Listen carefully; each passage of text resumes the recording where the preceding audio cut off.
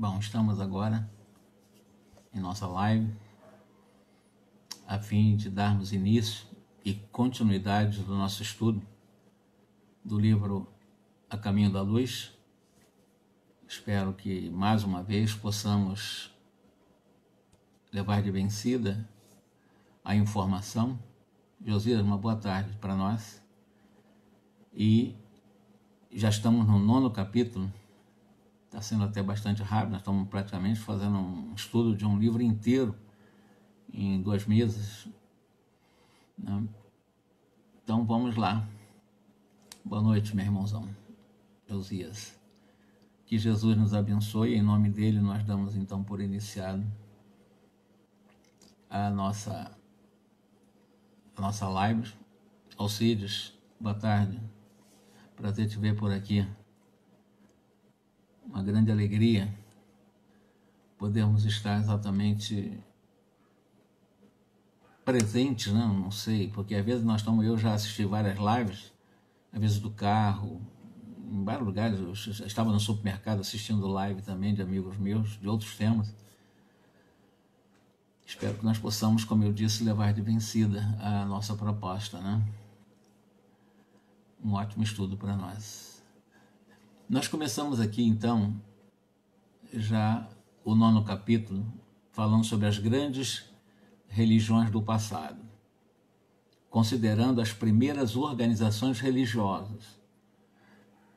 Lembrando que quando os capelinos vieram para a Terra, eles foram recepcionados por Jesus.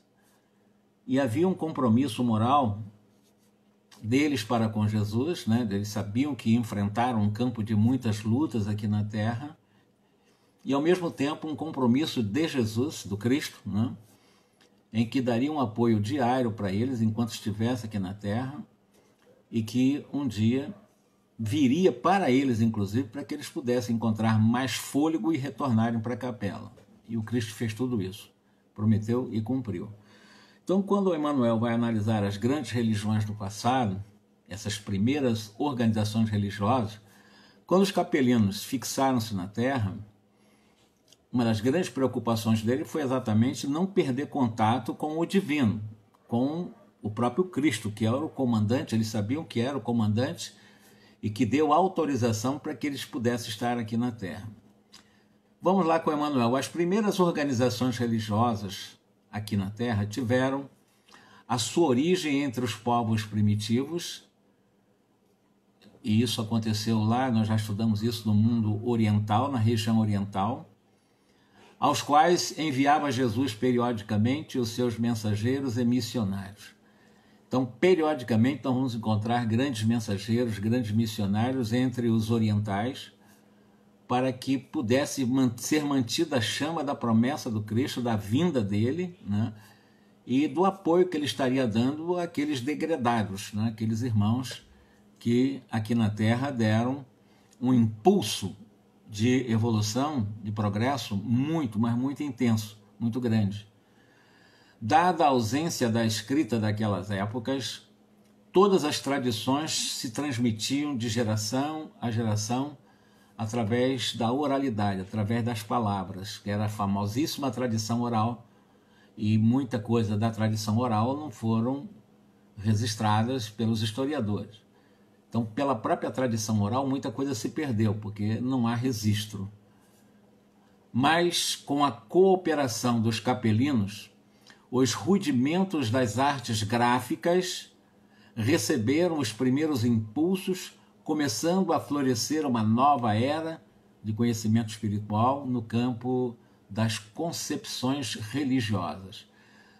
Um detalhe importante: chineses já estavam aqui, nós sabemos das organizações, até mesmo de grupos de avançados estudos metafísicos entre a raça amarela, mas a tradição mantida até entre os chineses, na sua multimilenária história, não tem registro. Se tiver, pela arqueologia, encontrar alguma outra coisa anotada, mas não há registro realmente gráfico, digamos assim, né?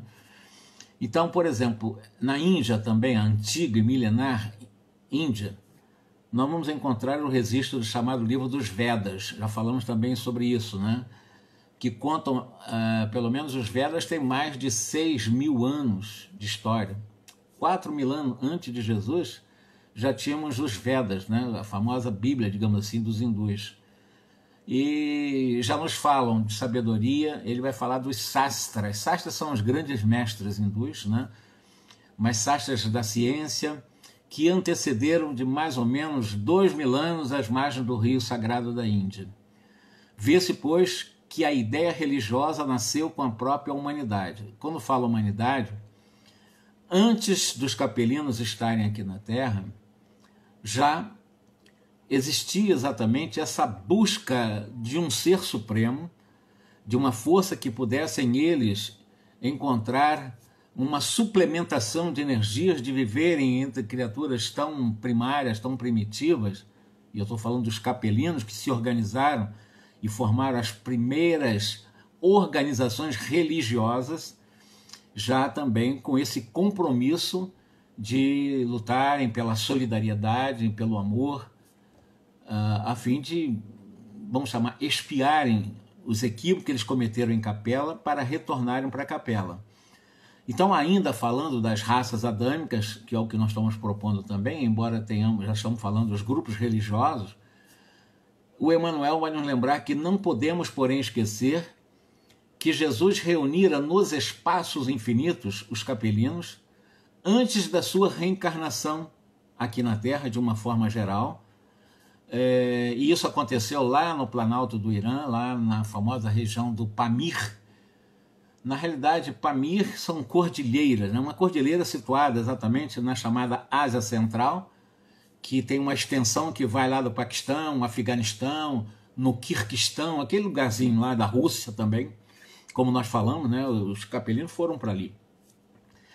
E continuando com Emmanuel, obedecendo às determinações superiores do mundo espiritual, eles nunca puderam esquecer as palavras reconfortadora, misericordiosa, amorosa de Jesus em suas divinas promessas. As belezas dos espaços, aliadas à paisagem admiráveis do plano que se foram obrigados a abandonar, viviam no cerne das suas recordações mais queridas. Então, ainda como os egípcios, uma saudade imensa que existia de Capela. O capelino tinha muita saudade do planeta que eles deixaram para trás. E essa saudade também evocava neles a necessidade da busca de Deus. Em vários momentos, nós vamos encontrar com os egípcios, nós vamos encontrar com os hindus, né, desde os livros dos Vedas, e vamos encontrar entre os chineses também, vamos encontrar entre os chamados, a base da indo-europeia, né, os árias também, embora eles não tinham uma tendência religiosa. Os árias foram os únicos que estavam com menos tendência religiosa, ou pelo menos não registraram nada nesse sentido. As exortações confortadoras do Cristo, nas vésperas de sua dolorosa imersão nos fluidos pesados do planeta terrestre. Olha que frase. Eles foram exortados por Jesus, que seriam confortados aqui, mas antes de eles mergulharem no que Emmanuel chama de fluidos pesados do planeta terrestre. Então, para os capelinos, as energias terrestres eram extremamente pesadas em relação à Capela. E é o que Emmanuel diz, os fluidos terrenos eram muito pesados para os capelinos, mesmo eles que só tinham capacidade intelectual, mas não tinham a capacidade moral. Mas pesava muito a energia da terra para eles. Cantavam-lhes no íntimo os mais formosos ou as mais formosas hosanas de alegria, de esperança. Era por isso que aquelas civilizações antigas possuíam mais fé, colocando a intuição divina acima da razão puramente humana.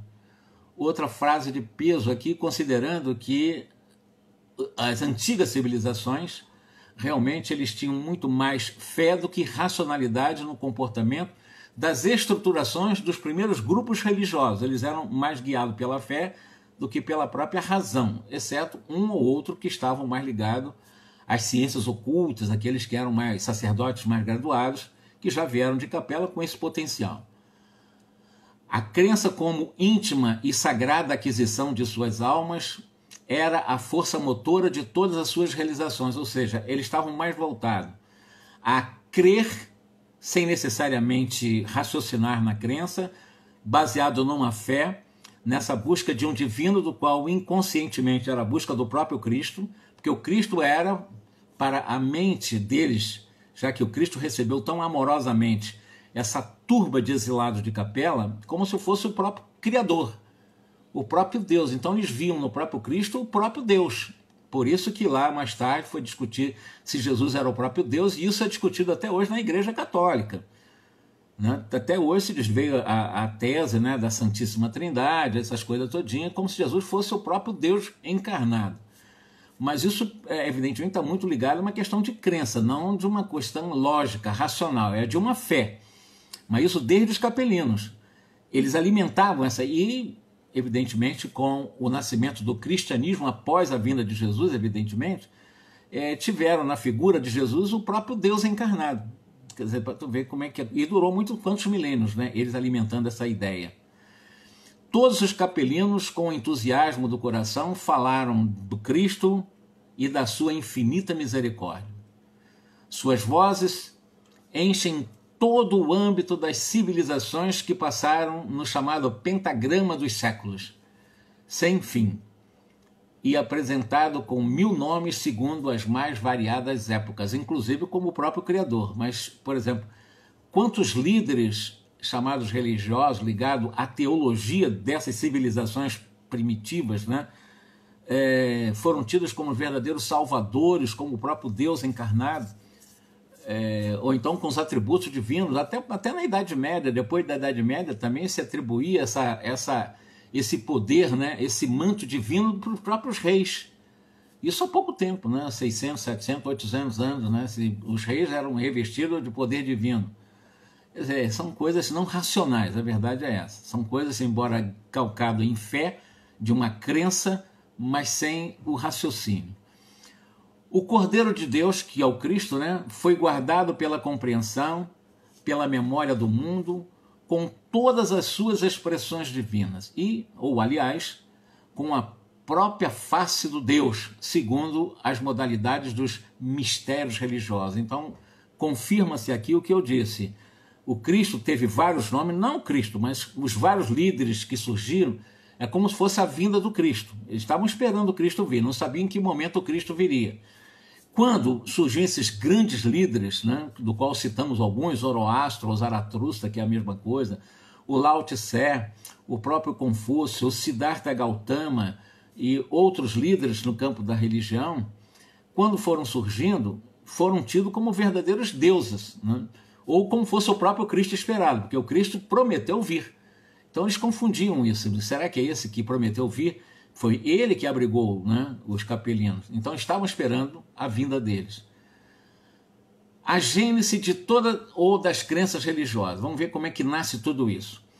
A gênese de todas as religiões da humanidade tem sua origem ou as suas origens no coração augusto e misericordioso do Cristo. Aí Emmanuel faz aqui uma observação que eu acho também importante. Emmanuel, diz assim: eu não estou querendo que no que eu estou escrevendo no livro A Caminho da Luz, colocar Jesus como Deus ou divinizar dogmaticamente o Cristo. Não é isso e não é essa a minha intenção. É isso que Emmanuel fala no 9º capítulo. Não é a minha intenção fazer isso. Mas ele reconhece o tamanho de Jesus. Esse tamanho que os povos esperavam, sobretudo o povo que trouxe revolucionariamente as próprias letras e os registros da história, porque a história começou na Terra a partir dos capelinos. Para nós, história é tudo que foi registrado, catalogado e interpretado por aqueles especialistas, que nós chamamos de historiadores. Antes disso, nós chamamos de pré-história, né? Ou a proto-história. Como proto-história ou pré-história, a rigor, não há registro, há deduções, há algumas inferências, etc., mas você não tem registro para você fazer melhores interpretações. E sobre o Cristo, sobre Jesus, o Emmanuel, ele o coloca numa posição realmente muito grandiosa, como governador do planeta, como construtor, como idealizador do planeta, mas como construtor de tudo que existe na Terra, como o que recebeu os capelinos há 7, talvez 12 mil anos atrás, como ele fala aqui nessa obra, e inspirando um ou outro, e esses líderes, qual Cristo mandava, do qual os que estavam aqui achavam que era o próprio Cristo. Então, Cristo sempre foi esperado, com vários nomes. Deram vários nomes para Jesus, porque não sabia se Jesus viria entre os hebreus, se Jesus, esse Cristo do planetário, se ele viria entre os persas, entre os assírios, entre os babilônicos, os assírios, babilônicos, esses povos mais antigos, né? Quando é que ele viria? De onde ele viria? O que ele traria? Então, quando surgiram esses líderes, confundiam como fosse o próprio Cristo. É isso que Emmanuel está dizendo. Mas com isso ele não está querendo também dogmaticamente botar o Cristo como, né, o inalcançável, o inatingível. Não. O Cristo é aquele ser divino que esteve na humanidade com uma proposta de fazer com que a humanidade chegue aos espíritos puros. Não perdeu a sua pureza por estar na humanidade, mas nos deu, quando ele veio há 2000 anos, adiantando aqui a narrativa de Emmanuel, quando Jesus esteve aqui entre nós na Terra, é aonde o Emmanuel diz que houve a maioridade do planeta Terra, porque a Terra já comporta a encarnação de um espírito puro. Isso é um salto de qualidade muito grande para o planeta. Então é um planeta que já comporta a encarnação de um espírito puro, sem que esse espírito puro perca a sua pureza. Ele não vai perder a pureza por estar num corpo humano. Foi o que aconteceu com Jesus. Ele esteve entre nós, humanos, esteve num corpo biologicamente como nós, biológico, né? Um corpo de carne, mas evidentemente com uma estrutura e uma configuração infinitamente diferente da nossa, porque é um espírito puro. E nós aprendemos com o Espiritismo que um espírito, ao encarnar, ao levar o perispírito ele se envolve com as energias desses planetas, desses mundos. E quanto mais puro o espírito, ele utiliza as energias mais sutis, mais purificadas desse planeta. Foi o caso de Jesus. Ele, para estar entre nós aqui como ser puro que é, ele teve que se envolver, ou seja, revestir o perispírito puro dele nos elementos mais puros das energias da Terra, que nós não conhecemos ainda. Nós não sabemos que energia tão pura é essa, mas ele esteve num corpo físico. Fique claro para nós. Mas esclarecer a sua gloriosa ascendência na direção da Terra é a ideia de Emmanuel, dar para nós esses caminhos, né, sobre essa ascendência, esse poder no comando da Terra de Jesus, pois cada mundo, como cada família, tem o seu chefe supremo ante a justiça e a sabedoria do Criador. Então ele faz uma metáfora, né? Uma família, um grupo de pessoas, um planeta tem, evidentemente, um chefe supremo. O nosso chefe supremo foi conhecido como Jesus, é o Cristo, né? Fora erro grosseiro julgar como bárbaros e pagãos os povos terrestres que ainda não conhecem diretamente as lições sublimes do seu evangelho de redenção. É uma outra injustiça também, né? Por povos bárbaros ou pagãos que ainda não tiveram contato direto com a mensagem do Cristo, com a mensagem de Jesus, com as lições sublimes do evangelho e de redenção, né, para redimirmos todos nós, não é uma coisa justa. Ele chama realmente, é um erro grosseiro, é um erro crasso. Porquanto a sua desvelada assistência acompanhou como acompanha a todo tempo a evolução das criaturas em todas as latitudes do orbe. Ou seja, Jesus não é oriental, ocidental, ou é só dos judeus, ou só disso, aquilo. Jesus é de toda a humanidade comprometida com a Terra, toda, encarnada e desencarnada. O Cristo é de todos nós. É isso que ele está falando para nós. O Cristo não é de um povo ou de uma cultura. O Cristo, ele é universal, ele é de todos nós. Tanto do oriental, como eu falei a quarta-feira agora, o Cristo não é conhecido ainda como deveria ser conhecido, ou melhor estudado na China. A China são 1 bilhão e 500 milhões de pessoas, muita gente que ali realmente reside. São várias tendências, embora o confucionismo tem lá também a religião de Lao Tse e do próprio Buda, que é o budismo, né, existe na China.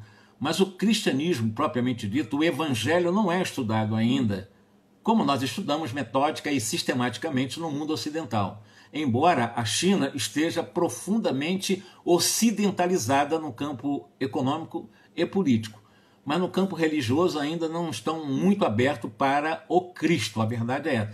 Mas também é um erro nosso achar que eles estão totalmente apartados do beneplácito, da bondade, do amor do Cristo. Não, claro que não. São seres humanos, com experiência diferente, em outras raças, com outras culturas, em outra parte do planeta, mas em qualquer latitude, em qualquer longitude, Jesus é o grande chefe do planeta, é o grande comandante.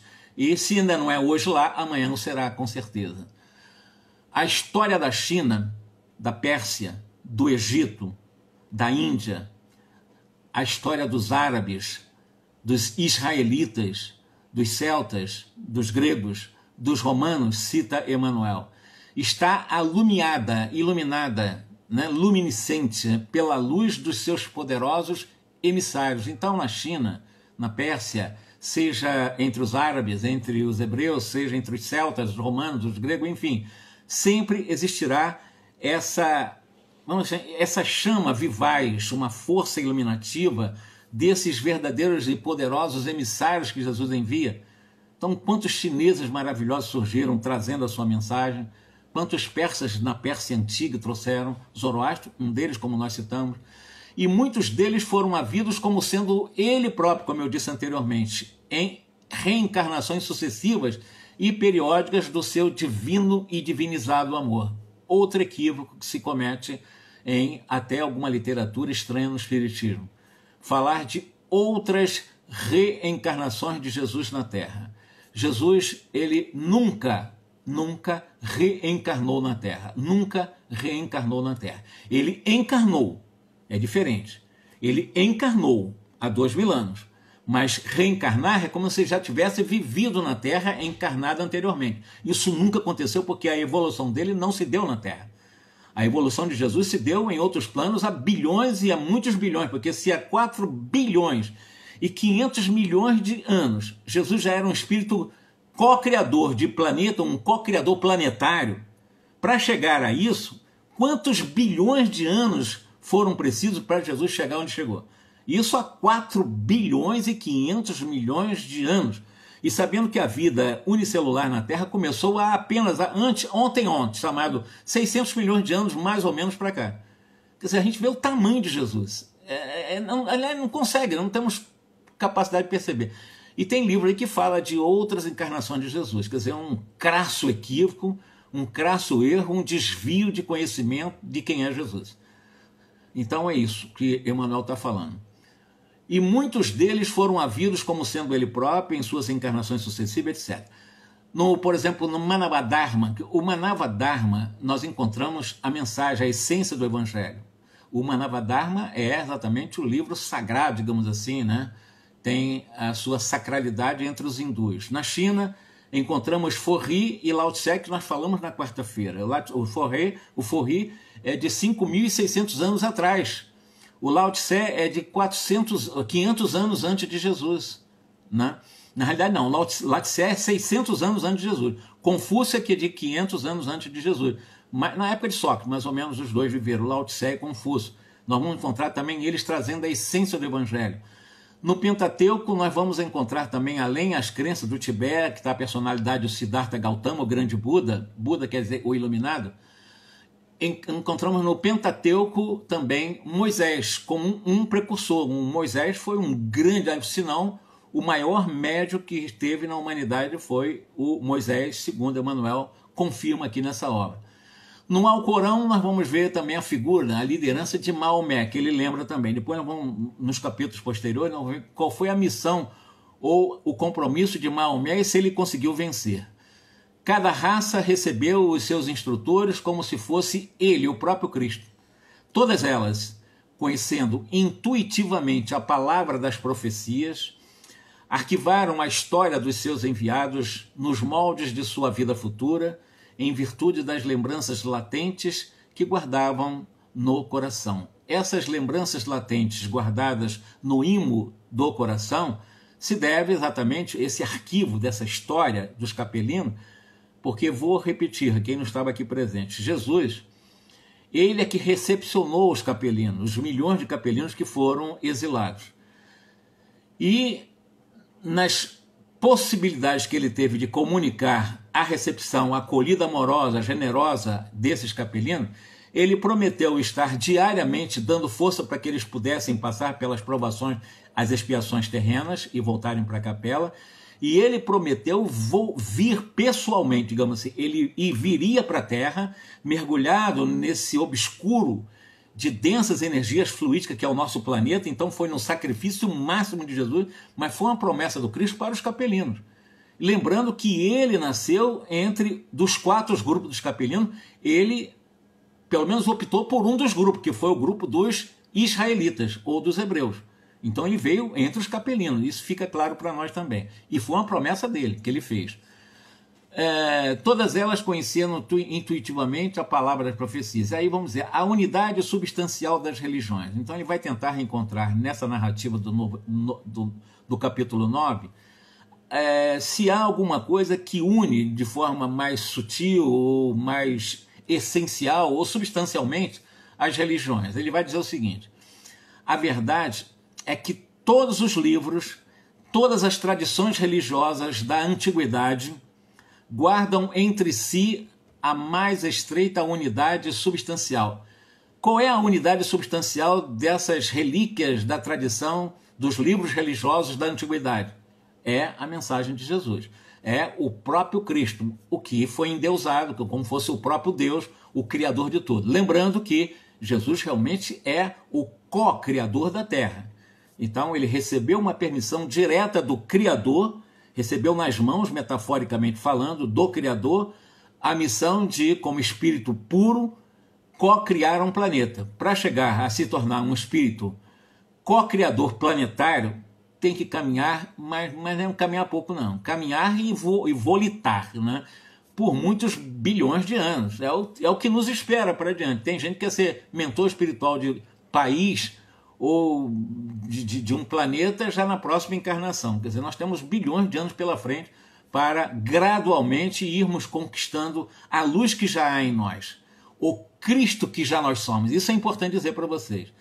Nós já somos, em essência, o próprio Cristo. Não o Cristo aquele porque nós somos indivíduos, já falamos sobre isso. Mas nós somos e, na essência, trazemos o próprio Cristo. As revelações evolucionam numa esfera gradual de conhecimento.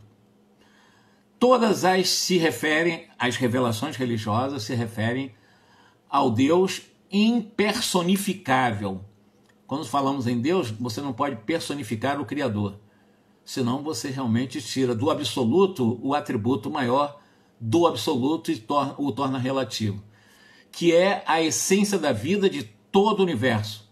E no tradicionalismo de todas palpita a visão sublimada do Cristo, esperado em todos os pontos do globo. Então, desde os momentos mais primórdios da nossa história, desde aqueles que viviam lá na antiga Mesopotâmia, aqueles que viviam entre o rio Tigre e Eufrates, aqueles que viviam à margem do rio Nilo, aquela grande, extraordinária, esplendorosa civilização egípcia, ou às margens do rio Gange também, os hindus, os árias, da mesma forma, eles estavam esperando na essência, dentro dessa substancialidade das religiões ou dos códigos, das revelações religiosas, todos esperavam Jesus.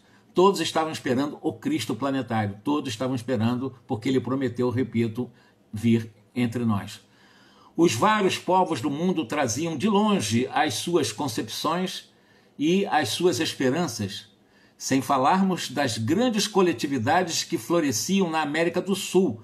É interessante, quando ele fala grandes coletividades da América do Sul, nós temos os maias, os astecas, os incas, né, que também tinham seus cultos religiosos, muito antigos, milenarmente. Nós vamos encontrar a tradição inca, a tradição, digamos assim, dos maias também, até que antecedem os próprios astecas, eles traziam também de alguma forma, né, intuitivamente, porque eu estou falando de substancialidade das religiões, eles tinham suas religiões, eles tinham suas crenças, a busca de um divino. Até eles também estavam buscando o Cristo, à sua maneira. Estavam buscando o governador planetário, o chefe, né, o chefe de tudo isso que acontece na Terra, que é o nosso Mestre Jesus. Voltando aqui agora sobre a Atlântida, ele chegou a citar sobre a Atlântida, porque ele vai falar extensões, sem falarmos das grandes coletividades que floresciam na América do Sul, então quase todas ligadas, ele vai falar em termos de ligação, né?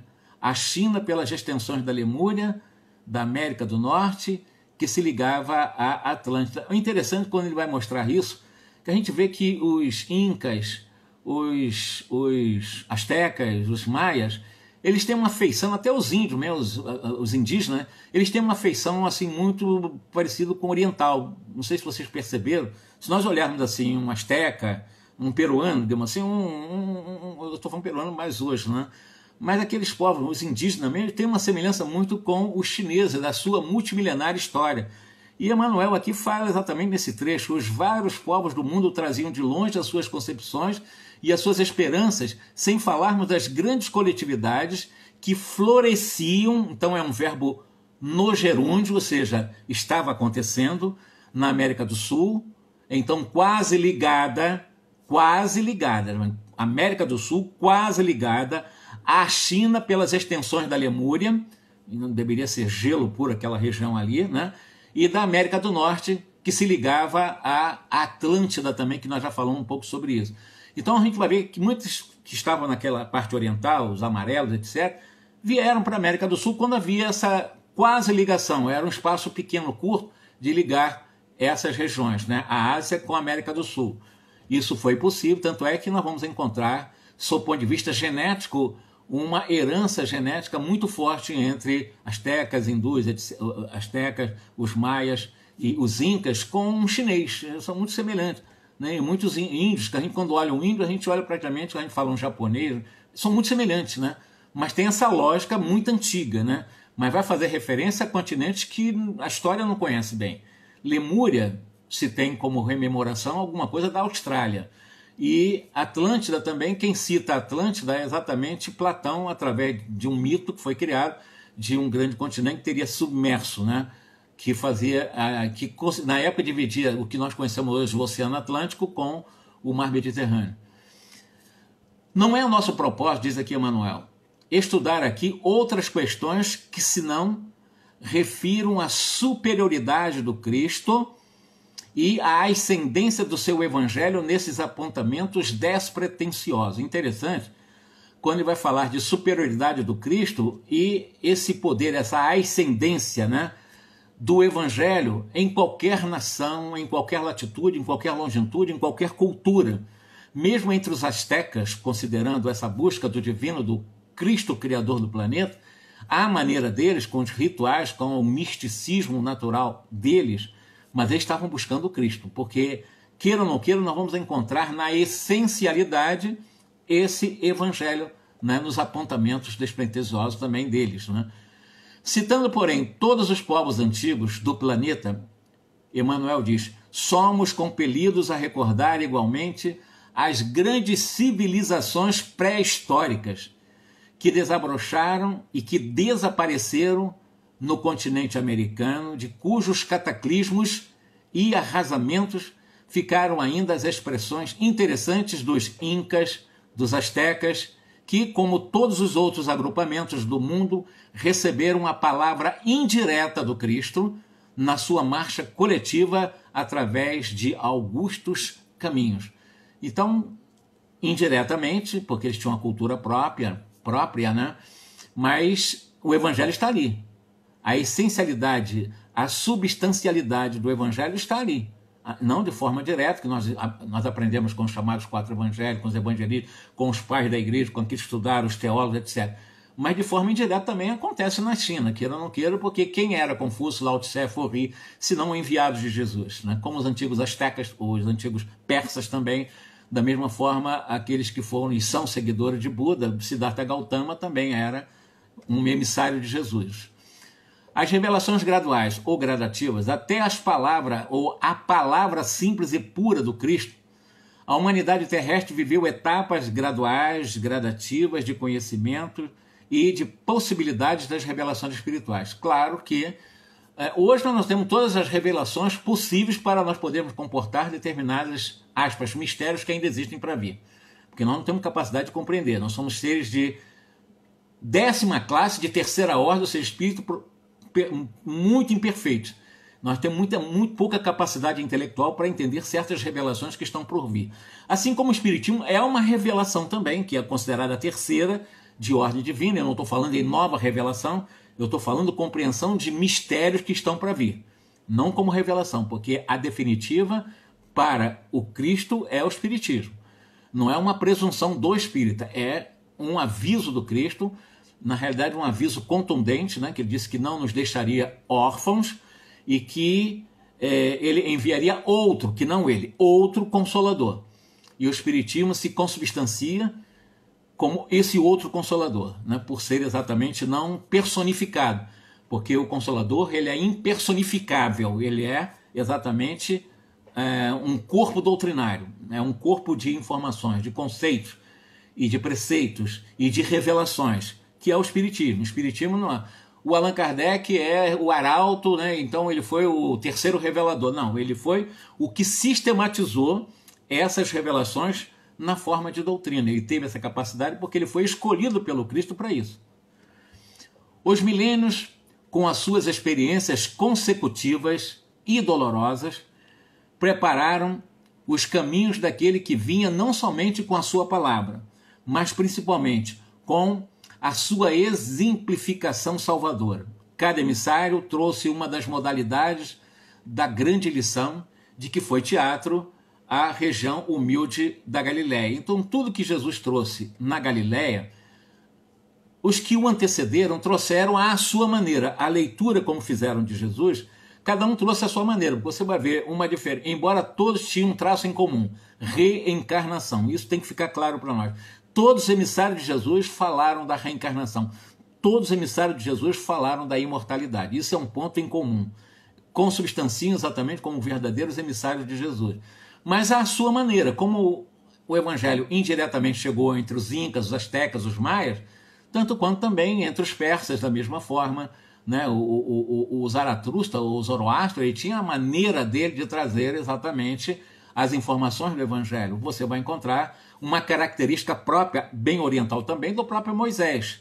Mas o Moisés ele tinha uma formação egípcia, que fique bem claro, porque ele desde criança foi acolhido, né, para que pudesse trazer, foi Ramsés II que o acolheu, né, como faraó. Então ele foi educado como um egípcio, evidentemente, embora de sangue chamado hebreu, né, israelita.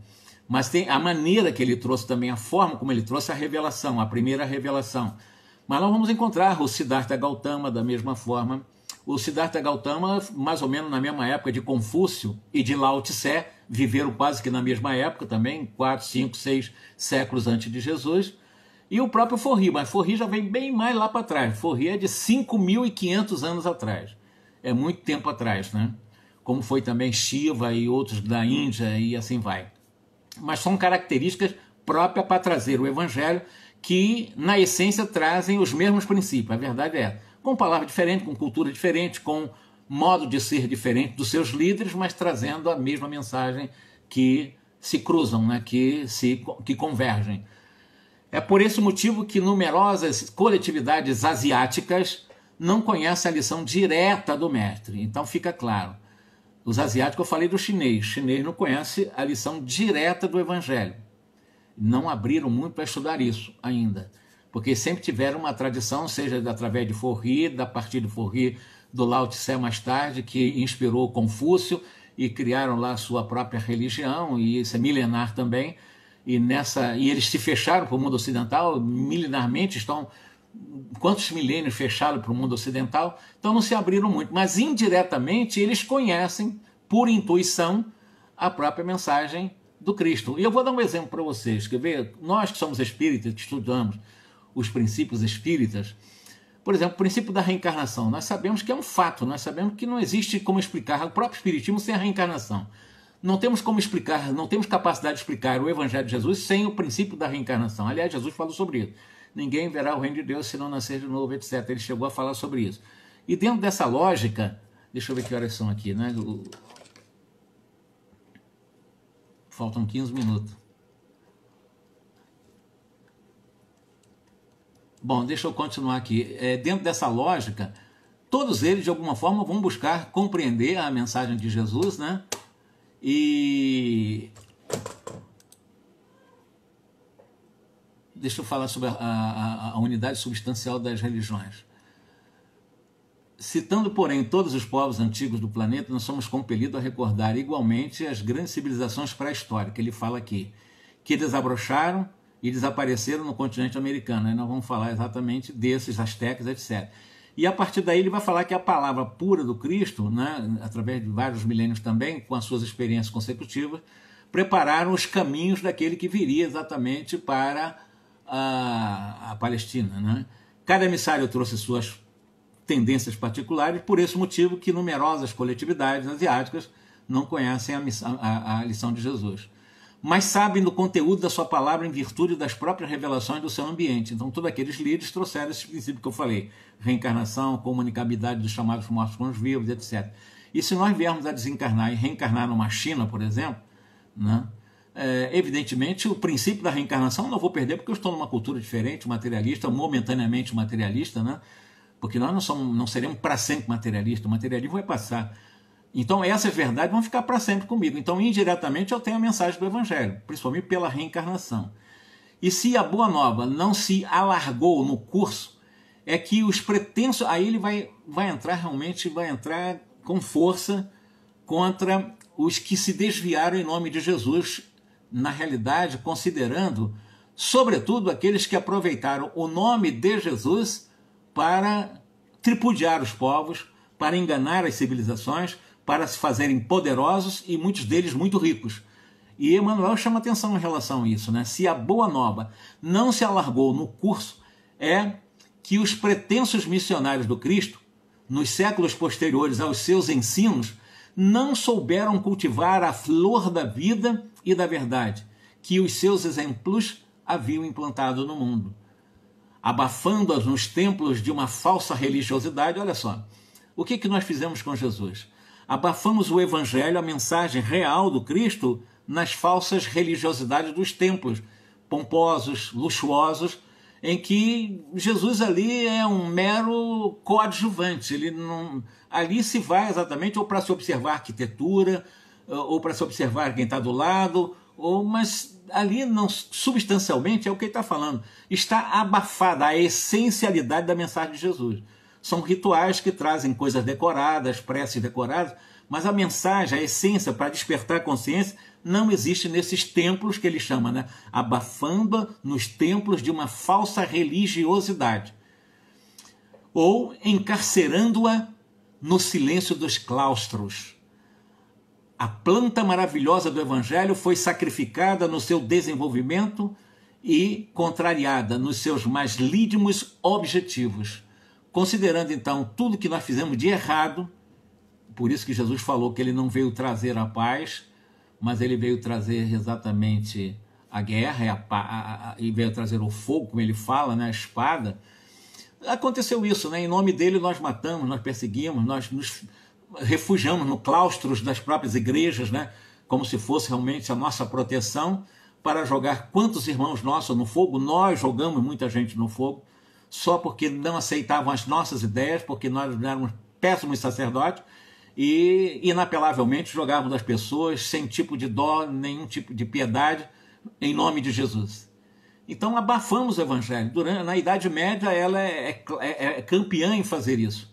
Destruímos Jesus na Idade Média completamente no mundo ocidental. A preparação do cristianismo.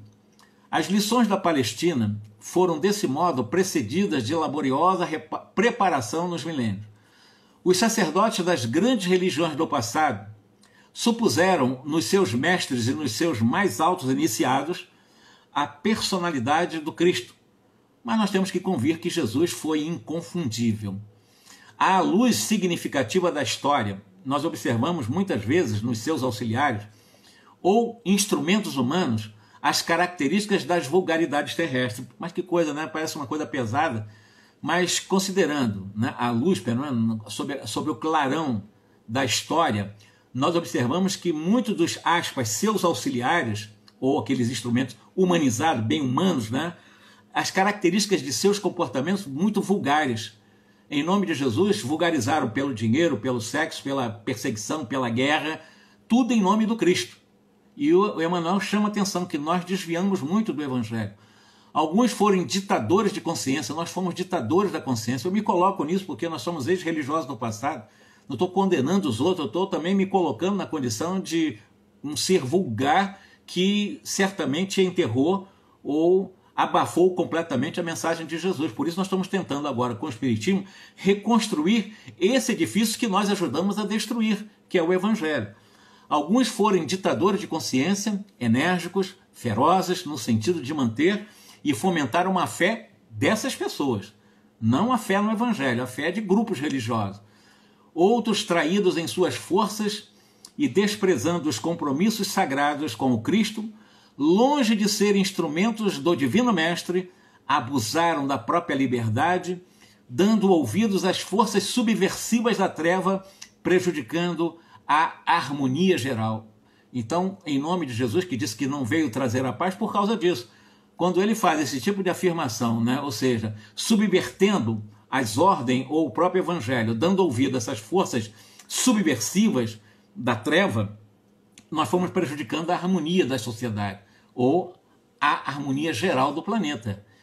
O Cristo inconfundível, mas Jesus assinala a sua passagem pela terra com um selo constante da mais augusta caridade e do mais abnegado amor. Eu vou parar por aqui. O Cristo inconfundível, para quem está acompanhando o estudo comigo, o Cristo inconfundível é o subtema do tema principal, que são os inícios das religiões, no capítulo 9. E eu prometo, na quarta-feira, dar continuidade a partir, porque falar de Jesus, e nós poderíamos até retornar um pouquinho mais, né, mas eu gostaria de fazer a partir do Cristo inconfundível. Ele é inconfundível, não é esse Cristo que nós criamos, aleijado, caduco, perseguidor, né, aquele inquisidor. Esse Cristo foi criado pelo homem. O verdadeiro Cristo, que nós vamos começar a estudar com o Emmanuel, ainda no 9º capítulo, na quarta-feira que vem, nós vamos analisar exatamente o que ele deve representar para cada um de nós. Não permanecermos nesse equívoco de utilizar o nome dele para esmagar, para amaldiçoar também, para lançar pessoas ao fogo, às vezes não mais ao fogo da Inquisição, mas pela fofoca, pela maledicência. Quantas destruições, desuniões nós construímos nos chamados ambientes religiosos de qualquer religião, em nome dele também, né? Então o Cristo é inconfundível. Eu quero analisar exatamente esse Jesus que assinalou em nossa história, né, na sua passagem aqui, com esse selo magnífico, luminoso, né, da mais augusta caridade, do mais abnegado amor. Porque nada se compara, nada, absolutamente nenhum historiador consegue comparar o que foi, o que é, o que será Jesus na vida do ser humano. Porque ele é realmente incomparável. E outra coisa, ele é caminho, verdade, vida, ele é modelo, guia, ele é tudo, tem que ser a nossa inspiração. Ele só não vai fazer por nós o que nós temos que fazer. Agora, nos momentos difíceis, nos momentos que nós estamos sentindo que nos falta força, ele vai ser a nossa força. Lembrem-se, ele prometeu para os capelinos, e nós não sabemos quantos capelinos estão ainda, contrariando a norma geral, já deveriam ter voltado, mas ainda estão por aqui, porque são muito rebeldes, nós somos rebeldes, mas saber que ele pode ser uma força extra para nós. Ao invés de Jesus, tira isso de mim, tira essa dor de mim, tira isso. Não vamos fazer isso não. A dor faz parte do nosso sofrimento. A dor faz parte do nosso crescimento. As dificuldades, os chamados problemas, né, os obstáculos, sem isso nós não crescemos. Não adianta pedir a ele para que nós não vivamos isso, mas que nós encontremos nele o arrimo, o apoio, a força para superarmos, sem fraquejarmos. Ele é o nosso modelo, é o nosso guia, a nossa inspiração. Então ele é para nós esse grande esteio, né? É a nossa grande âncora diante do mar revolto das dificuldades que muitos sucumbem, porque por egoísmo acabam achando realmente que não têm poder, que não são capazes. Nós somos capazes, nós temos poderes. E mais do que isso, nós merecemos, porque Jesus prometeu isso. E se ele prometeu, é porque nós merecemos. É porque realmente ele é extremamente misericordioso conosco. Que Jesus nos abençoe, nos ampare cada um de vocês, seus lares, suas famílias. Bom domingo para todo mundo. E que na próxima quarta nós possamos falar do Cristo inconfundível, né? E a gente ter uma visão diferente desse Jesus da igreja, esse Jesus até mesmo do espiritismo que uns criam, esse Jesus realmente que bota a gente para cima o tempo todo, né? Não piegas, bota a gente para cima o tempo todo. Boa noite para vocês, tá? Que Jesus nos abençoe. Está encerrada a nossa live, tá bom? Com licença.